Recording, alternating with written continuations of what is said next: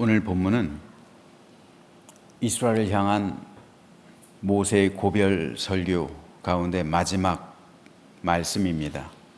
이제 모세는 임종을 앞두고 마지막으로 이스라엘의 모든 족속을 축복합니다. 즉 오늘 본문은 세상에서 모세가 남기고 있는 마지막 마디의 말입니다.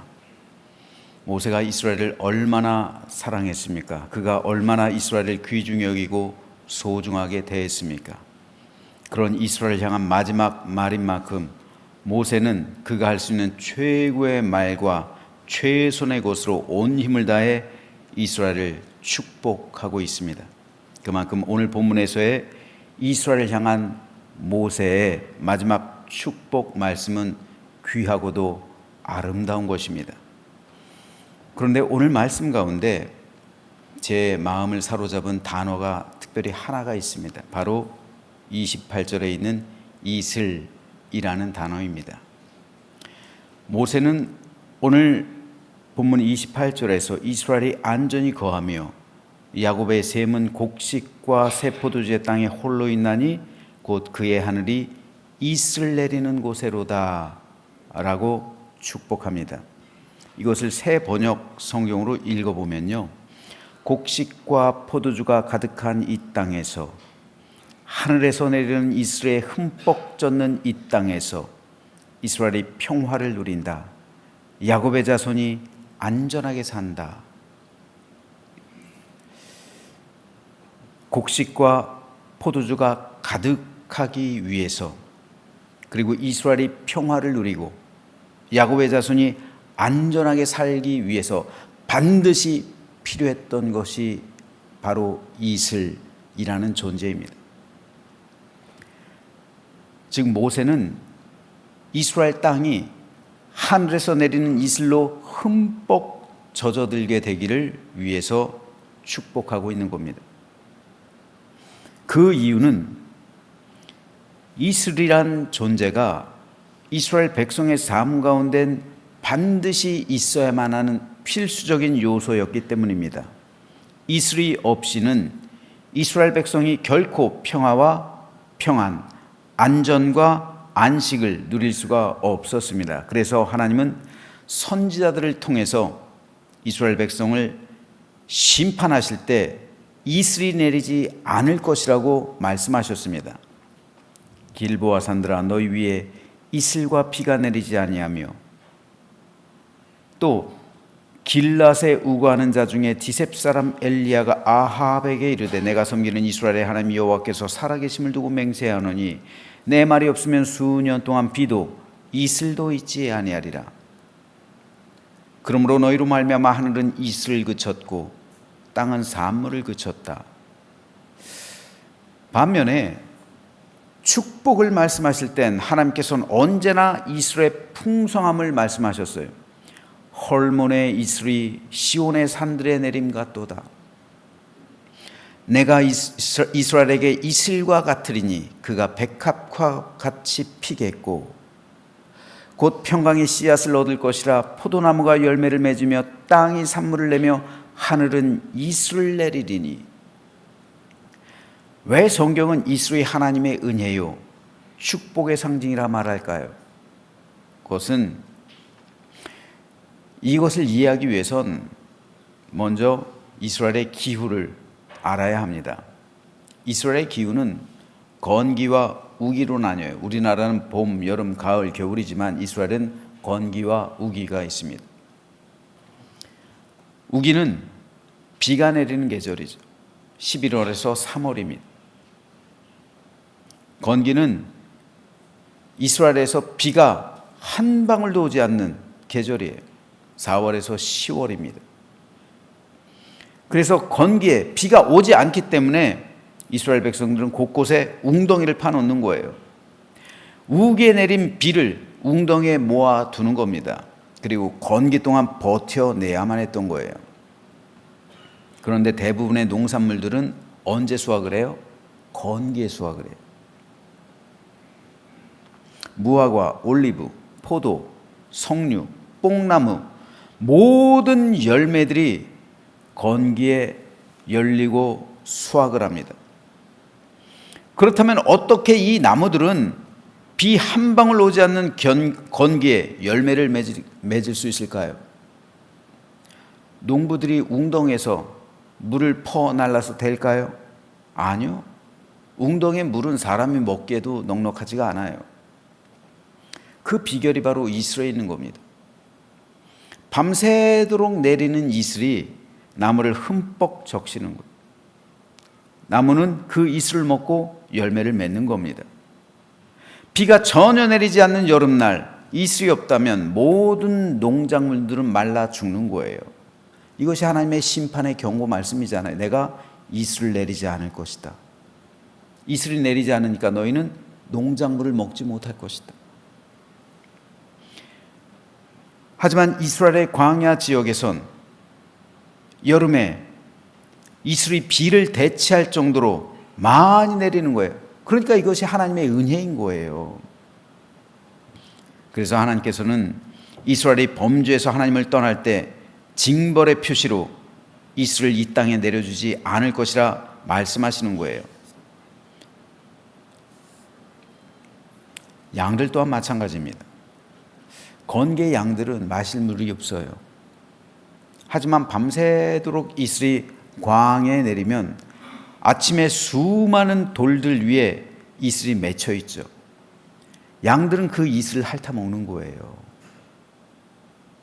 그래서 이스라엘을 여행했던 마크 트웨이는 그 모습을 보고서 이스라엘의 양들은 돌을 먹고 산다라고 표현한 거예요. 돌멩이를 먹고 산다. 마치 양들이 돌멩이를 먹는 것 같은 거예요. 아침에. 사실은 돌멩이를 먹는 게 아니라 돌 위에 맺혀 있는 이슬을 먹는 거예요. 그리고 그 이슬로 인해서 돌 틈 사이에 풀이 약간씩 자라나요. 그걸 뜯어먹는 거예요, 양들이. 그 모습을 보고 마크 트웨이는 이스라엘 양들은 돌을 먹는다라고 표현한 거죠. 그러니 이스라엘 말로 하나님의 은혜요, 축복의 상징이 되는 거예요. 하늘에서 이슬이 내리지 않으면 모든 양들, 그리고 과실수들 또한 곡물들은 죽은 것이나 마찬가지이기 때문입니다. 그래서 모세는 오늘 본문에서 하나님의 은혜가 이슬과 같이 이스라엘 모든 백성에게 충만히 임할 것임을 축복해 준 겁니다. 그런데 오늘 보면 28절에서 이스라엘을 향한 모세의 축복은 창세기 27장에 나타난 이삭의 축복 기도와도 비슷합니다. 이삭은 이렇게 야곱을 축복하죠. 하나님은 하늘의 이슬과 땅의 기름짐이요 풍성한 곡식과 포도주를 내게 주시기를 원하노라.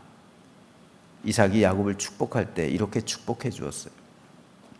모세는 이렇게 이스라엘을 축복하죠. 이스라엘이 안전히 거하며 야곱의 샘은 곡식과 새 포도주의 땅에 홀로 있나니 곧 그의 하늘이 이슬을 내리는 곳에로다. 이삭의 축복과 모세의 축복은 똑같아요. 다만 이삭은 야곱을 축복한 것이고요, 모세는 야곱의 자손들을 축복하고 있는 거예요. 오늘 보면 28절에서 모세가 말하고 있는 야곱의 셈이란 것, 야곱의 후손들을 말합니다. 즉 이스라엘이에요. 그래서 오늘 본문 28절을 히브리어 원어에 따라 직역하면 이렇습니다. 야곱의 끊임없이 이어지는 자손은 계속해서 솟아오르는 샘과 같이 곡식과 새 포도주의 땅을 향해 흐르고 있다. 곧 그의 하늘이 이슬을 내리는 곳에로다. 이것이 의미하는 바는 축복의 연속성이니,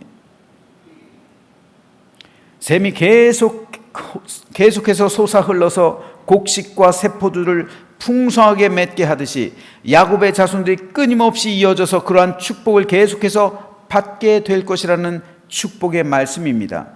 그렇기 때문에 이스라엘, 너희는 행복한 사람이라 라고 오늘 보면 30절에서 모세는 선포하고 있는 거예요. 그래서 모세는 이렇게 고백합니다. 이스라엘이여, 너는 행복한 사람이로다. 여호와의 구원을 너같이 얻은 백성이 누구냐? 그는 너를 돕는 방패시요 내 영광의 칼이시로다. 내 대적이 내게 복종하리니 내가 그들의 높은 곳을 밟으리로다.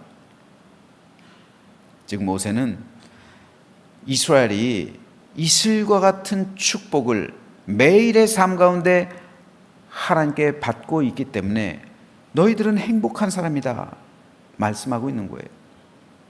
광야는 아무것도 없어요. 하지만 아침에 일어나면 이슬이 내려 있어요. 만나와 같단 말입니다. 그래서 그 하나님의 은혜가 젖과 꿀이 흐르는 가나안 땅으로 만들어 준다는 거예요. 우리는 흔히 행복을 많이 가지는 것으로 생각합니다. 하지만 많이 가졌다고 해서, 남들보다 많은 것을 소유하고 누린다고 해서 그 사람이 행복한 삶이라고 단정 지을 수 없는 거예요. 많이 가졌어도 불행한 사람이 있고요, 적게 가졌어도 행복한 사람이 있어요. 물론 물질이 풍족하면 많은 것을 누리며 살아갈 수는 있습니다. 하지만 많은 것을 가지고 누리는 것이 곧 행복은 아니에요. 행복에 대한 국어사전의 정의는 삶에서 기쁨과 만족감을 느껴 흐뭇하다라는 거예요. 즉 기쁨과 만족감이 있는 삶이 곧 행복한 삶이라는 거예요. 많은 것을 소유하고 있어도 기쁨이 없고 만족이 없다면 그 사람은 행복한 것이 아닙니다. 제가 종종 말씀드리죠. 연구에 있을 때 500억 재산 있는 사람을 만났다고요. 그 사람의 목표가 1000억이에요. 1000억. 1000억 채우는 거예요. 부자들도 레벨이 있대요. 100억대 부자하고 1000억대 부자는 레벨이 또 다르대네요. 자기들이 살아가는 클럽이 다르대네요. 또 1000억대 부자하고 조 단위 부자는 또 차원이 다르다네요. 그러니까 100억대 부자는 1000억대 부자가 되려고 애쓰는 거고요, 1000억대 부자는 조 단위 부자 클럽으로 들어가려고 애쓰는 거예요. 이게 다른 거예요. 여러분, 그런데 그런 큰 돈이 있어도 그에게 만족감이 없다면 그 사람은 불행한 거예요. 하지만 5천만 원이란 돈이 전 재산이라 할지라도 그것으로 기뻐하고 만족할 수 있다면 그 사람이 바로 행복한 거예요. 하나님께서 주시는 복이 바로 이런 복입니다. 예수님을 잘 믿으면 부자가 돼야 되고 하늘부터 쏟아부어지는 복을 충만히 받아서 많은 것을 누리고 소유하게 된다는 복에 대한 잘못된 설교들이 난무하고 있어요. 하지만 성경에서 말씀하고 있는 복, 하나님께서 우리에게 허락하시는 행복은 돈을 쏟아부어 주시는 그런 축복이 아니라 내게 주어진 것에 참된 만족을 누리며 매일 이슬과 같이 내리는 그 은혜, 만나같이 일용할 양식을 주시는 그 하나님의 은혜 안에서 감사와 만족을 누리게 하는 것, 이것이 하나님께서 오늘 저와 여러분에게 주시는 참된 행복임을 믿으시기를 주님 이름으로 축복합니다. 아무리 부자라고 할지라도 인색하며 기쁨과 감사가 없고 더 많은 것을 소유하기 위해서 매일의 삶을 고단하게 살아가며 그 삶의 평안과 안식과 참된 만족이 없다면 그 사람은 불행한 삶이에요.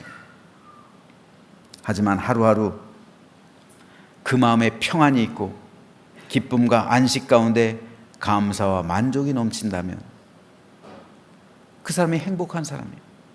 그래서 모세는 이 행복을 노래하고 있는 거예요. 모세가 이스라엘 백성에게 축복할 때 돈벼락 맞으라고 축복한 게 아닙니다. 이 세상에서 부자로 살라고 축복한 게 아니에요. 하늘에서 내리는 이슬, 그 이슬이 너희의 삶 속에서 끊이지 않는다면 너희는 행복한 사람이다. 하나님의 사랑과 은혜가 너희 삶 가운데 끊이지 않게 된다면 너희는 진정으로 복받은 사람이다. 이것이 모세의 축복이잖아요. 그러므로 오늘 우리가 하나님께서 매일 우리에게 주시는 일용할 양식으로 우리가 먹을 것 걱정 안 하고 우리에게 건강이 있어서 매일 하루의 삶을 지켜내 나가고 그리고 매일 이슬과 같은 하나님의 은혜로 내 삶이 젖어진다면 그 사람이 진정으로 축복이요 행복한 사람임을 믿으시기를 주님의 이름으로 축복합니다.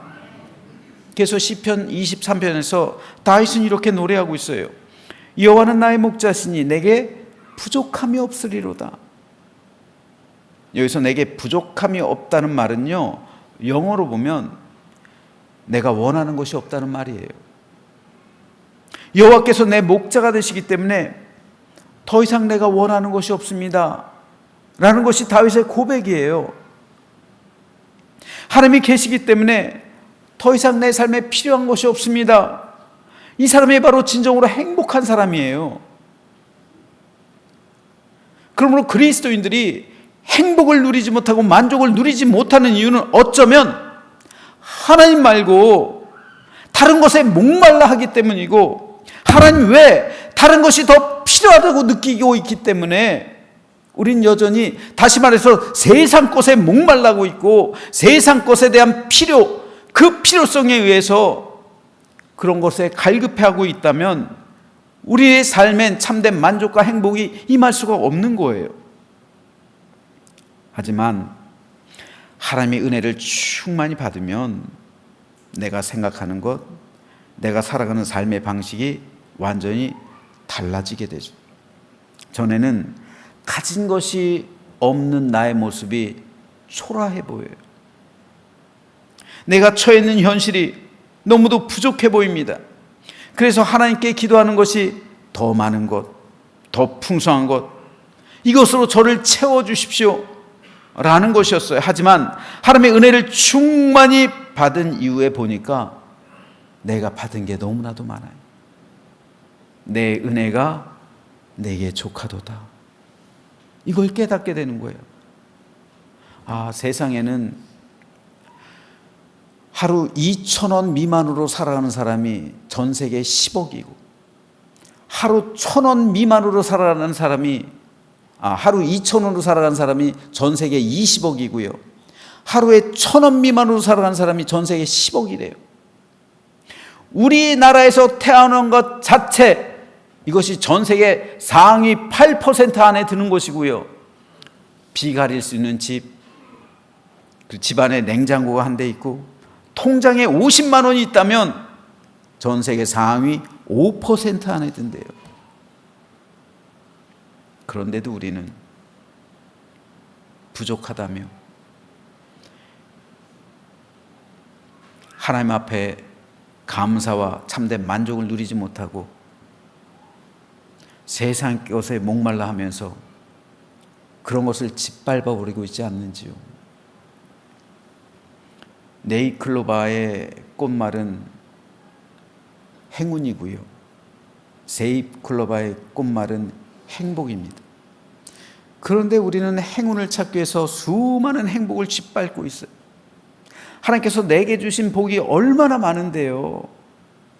그런데 내게 부족한 한두 가지 그 부족함 때문에 수많은 행복을 짓밟으면서 우리는 하나님께 감사하지 않고 있다고요. 내게 건강을 주셔서 이 자리에 나와 있는 것 자체가 여러분 행복이요 기쁨인 줄로 믿으시기 바랍니다. 내게 믿음을 주셔서 내가 하나님을 믿기 때문에 이 아침에 이 자리에 나와 있는 것이 얼마나 큰 축복입니까?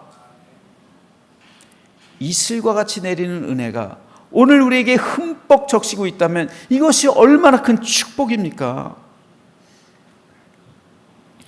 에베네셀을 외친 사무엘의 고백처럼 하나님께서 여기까지 나를 도와주시고 나와 함께 하시고 나를 인도하신다는 그 사실을 깨닫게 되는 것이 얼마나 큰 축복입니까? 그래서 우리 삶 가운데 감사와 행복이 넘치게 된다면, 그래서 내 삶에 참된 만족이 있고 기쁨으로 충만하다면 이것이 성경에서 말씀하시고 있는 복이에요, 복. 그렇기 때문에 오늘 모세는 이스라엘 백성들을 향해서 이스라엘 백성이여 너는 행복한 사람이로다 라고 선포하고 있는 겁니다. 오늘 우리의 삶 역시 마찬가지입니다. 우리가 행복한 이유는 많이 가져서가 아니에요. 많이 누려서도 아닙니다. 우리가 행복한 이유는 하나님께서 주시는 넘치는 기쁨이 있고 주님 안에서 감사로 충만하게 되고 성령 안에서 참된 만족이 가득하기 때문입니다. 하나님께서 광야 같은 세상 가운데서 우리와 함께 하시기 때문이고 우리를 도와주시고 이슬과 같이 내리는 그 하나님의 은혜로 우리에게 힘주시고 우리를 의의 길로 인도해 주시고 철로 역정의 길 가운데 천국의 길 가운데로 우리 영혼을 인도해 주시기 때문입니다. 가나안은 대부분 광야로 이루어진 땅이에요. 돌짝이 많다는 거예요. 그런데 왜 성경은 그 땅을 보고 젖과 꿀이 흐르는 땅이라 묘사합니까? 바로 그곳에 하늘로부터 내리는 이슬이 충만하기 때문입니다. 밤새도록 이슬이 광야로 되어진 가나안 땅에 내리기 때문에 곡식과 포도가 열매를 맺어 꿀을 내고 양들이 물을 마셔서 젖을 내는 땅이 되는 거예요. 젖과 꿀이 흐르는 땅, 이 말의 의미는 바로 하늘로부터 이슬이 내리기 때문에 내 눈에 볼 땐 돌밖에 보이잖아요. 낮에 보면 돌밖에 없어요. 근데 새벽에 보니까 물이 가득해요. 그래서 양들은 그 물을 먹어요. 곡식들은 그 물을 흠뻑 먹고 그 무더운 날씨 가운데서도 비가 오지 않는데도 열매를 내요. 추수를 한단 말입니다. 그래서 젖과 꿀이 흐르는 땅이에요. 즉 젖과 꿀이 흐르는 땅은 하나님의 은혜로 되는 것이지 인간의 힘으로 되는 것이 아니란 말입니다. 푸른 풀밭이라 할지라도 그곳에 하나님의 은혜가 떠나간다면 그것은 영적으로 올 때 불모지가 되는 거예요. 사람의 행복은 세상으로부터 오는 것이 아니라 진정한 행복은 하나님으로부터 오기 때문입니다. 우리의 삶이 이와 같습니다. 우리에게 젖과 꿀이 흐르는 삶은 세상 것을 우리가 많이 소유하는 데 있지 않습니다. 진정한 내 삶의 젖과 꿀은 이슬과 같은 하나님의 은혜가 내 심령을 적실 때, 매일의 삶 가운데 우리가 광야로 갈 때가 얼마나 많습니까? 그런데 우리가 주님 안에서 안식할 때, 우리가 매일 저녁에 중보기도 하면서 이제 잠자리에 들잖아요. 그럴 때 이슬 같은 하나님의 은혜가 내 심령 가운데 내리는 거예요. 그러니까 여러분 9시 중보기도 굉장히 중요한 거예요. 여러분 될 수 있으면 많이 교회로 나오십시오. 하루 종일 우리가 밖에 나가서 땀 흘리고 이랬으면 우리 육신은 씻잖아요. 근데 왜 우리 영혼은 씻지 않으세요? 내 영혼 씻어야죠. 깨끗하게 씻어야 정결하게 되죠. 그리고 잠자리에 들 때 이슬과 같은 하나님의 은혜가 내 심령 가운데 내리는 거예요. 그래서 낮 동안에 고단하고 지쳐있는 내 육신의 회복, 그리고 내 영혼 역시 하나님의 은혜로 충만히 적셔주시는 거예요. 그리고 다음날 아침에 일어나면 하나님의 은혜로 충만한 나를 발견하게 되는 거예요. 이것이 하나님의 은혜입니다. 이것이 우리를 향한 하나님의 축복입니다. 모세는 이것을 축복하고 있는 거예요. 그래서 돌멩이밖에 없는 가나안 땅, 그것이 젖과 꿀이 흐르기 위해선 이슬이 내려야 되는 거예요. 모세는 이걸 축복하고 있는 거예요. 그러므로 오늘 말씀을 통해서 고단하고 힘겨운 삶을 살아가고 있지만 하나님을 믿는 믿음이 있기에 이 자리에 나온 모든 성도에게 하나님의 은혜와 평강의 복이 여러분의 삶과 가정, 건강과 생애와 사업과 일터 위에 이슬같이 충만히 내리게 되기를 주님의 이름으로 축복합니다. 마지막으로 설교를 마치면서 이슬이 가지고 있는 몇 가지 특성에 대해서 말씀드리도록 하겠습니다. 첫 번째, 이슬은요 매일 내려요. 하루 내리고 마는 게 아니에요. 하나님의 은혜는 하루도 빠짐없이 매일 우리가 잠자리에 들 때 우리의 삶 가운데 내린다는 말이에요. 두 번째로 이슬은 밤에만 내려요. 밤에만.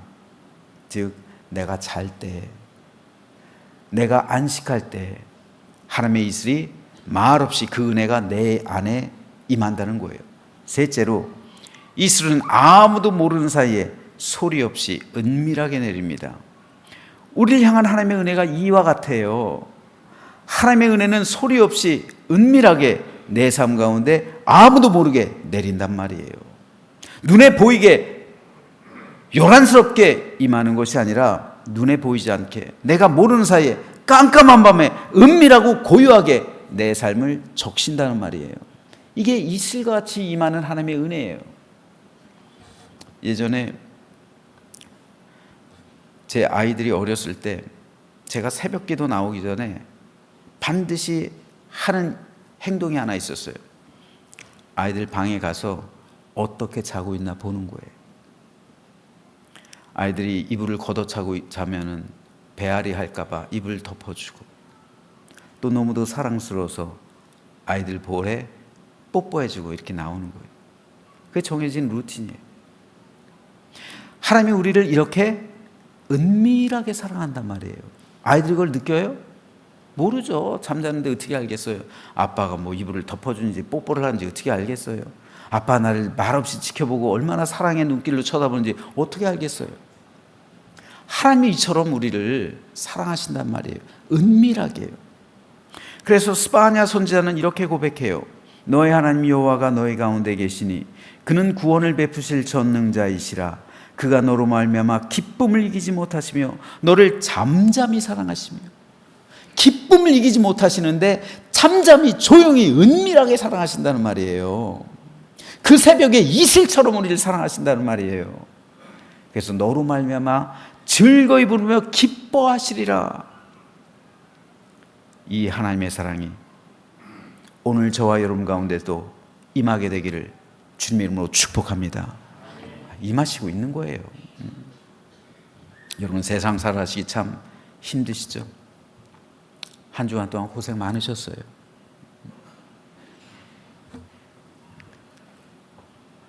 성도 여러분이 살아가는 삶을 보면 목사로서 안타까울 때가 있어요.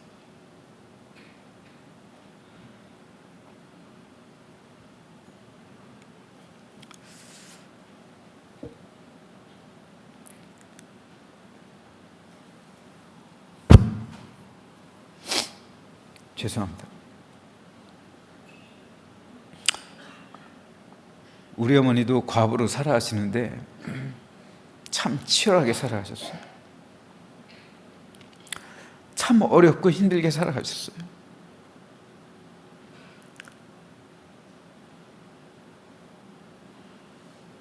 우리 성도들도 그와 같을 거예요.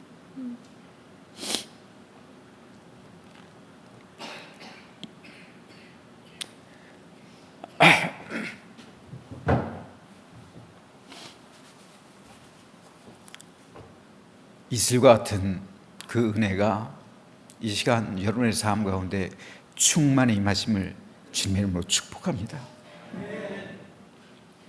힘내세요.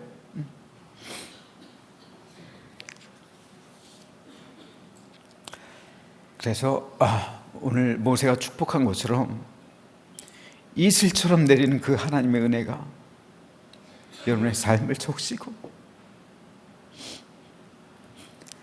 여러분의 일생 동안 매일매일 이어져서 하나님의 선하신 은총 가운데 살아가는 우리 모두가 되시길 주님의 이름으로 축원합니다.